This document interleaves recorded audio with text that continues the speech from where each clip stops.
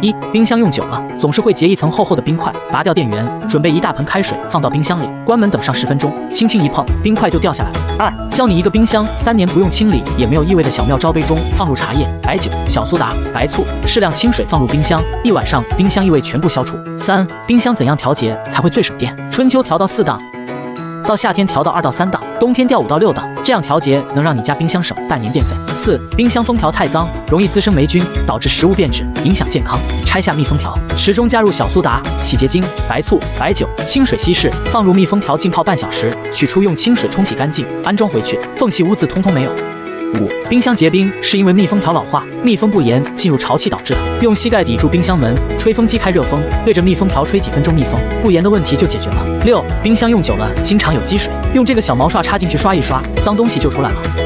然后用管子注入热水，把脏水抽出来，一次性清理干净，冰箱就像新的一样。